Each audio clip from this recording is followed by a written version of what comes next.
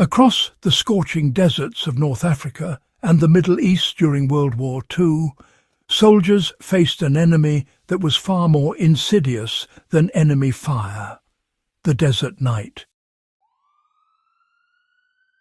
With temperatures plummeting below freezing after sunset, troops who had spent the day under relentless sun suddenly shivered in near-empty foxholes, tents and makeshift shelters. Conventional blankets and sleeping bags were often inadequate or unavailable, so survival depended on ingenuity. That's where the desert heat trap came in, a simple yet extraordinary method to capture and preserve the day's heat, allowing soldiers to sleep through frigid nights.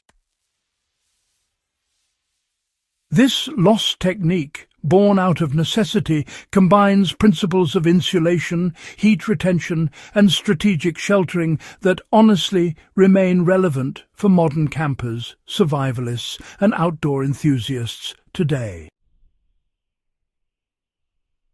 The desert heat trap worked by harnessing the natural warmth of the ground and sun.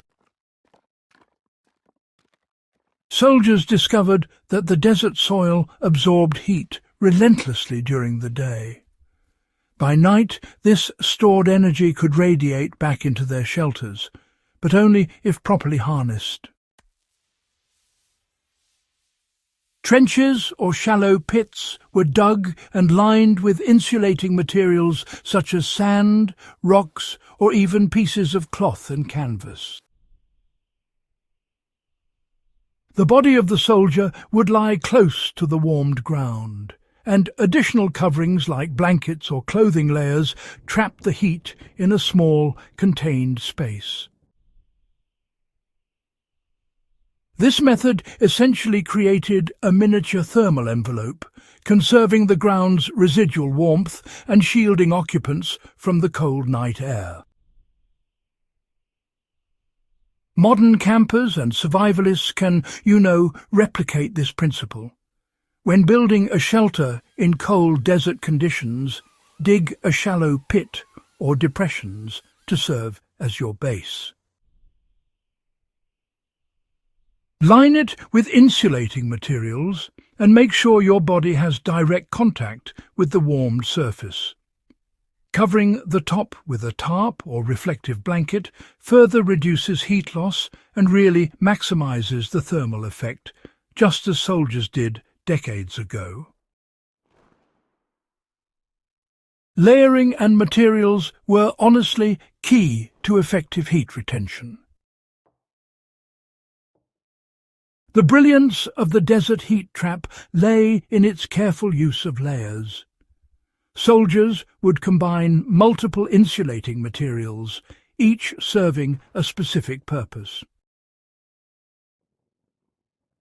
Coarse sand or small stones provided thermal mass, holding the sun's heat and radiating it slowly. Canvas, blankets, or wool layers prevented heat from escaping into the cold air. Even simple additions, like, say, a layer of clothing under the body, could, make a significant difference.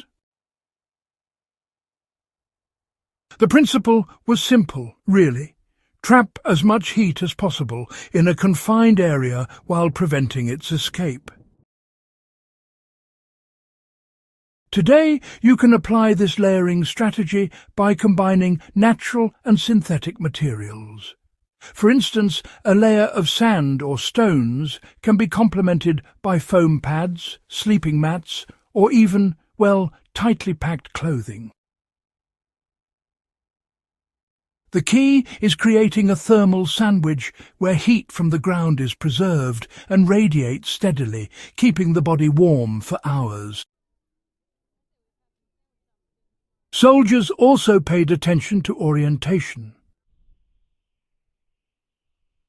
Shelters were aligned to minimize exposure to wind and maximize heat retention. Natural barriers like rocks, dunes or shrubs provided windbreaks, reducing convective heat loss. In addition, openings were carefully positioned to allow easy entry while preventing cold drafts from penetrating the sleeping space. Even a small difference in orientation could mean the difference between a cold, restless night and a sleep that preserved energy for the next day's operations. For modern applications, it's important to, study the environment before setting up your desert or open-air shelter.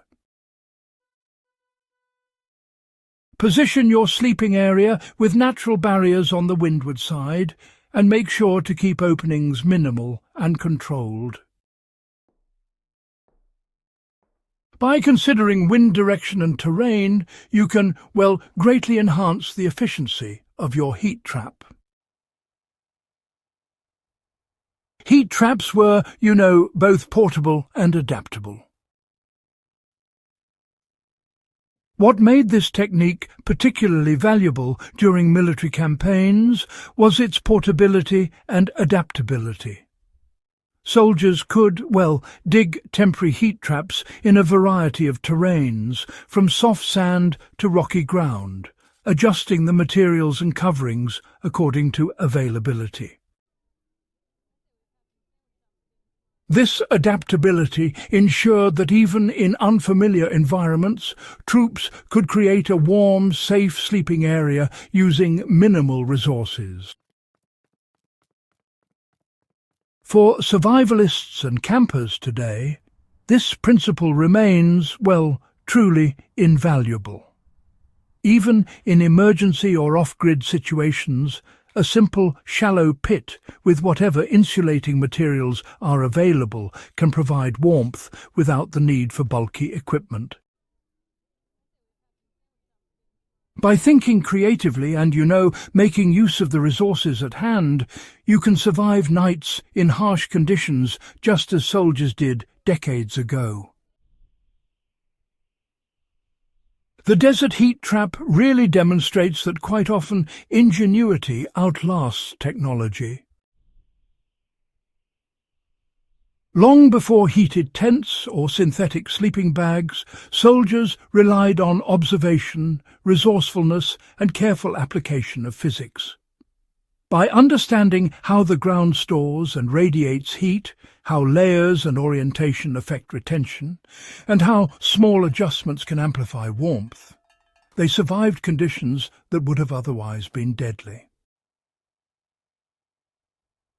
For modern campers, bushcraft enthusiasts and survivalists, adopting the desert heat trap method teaches resilience, observation, and practical problem-solving.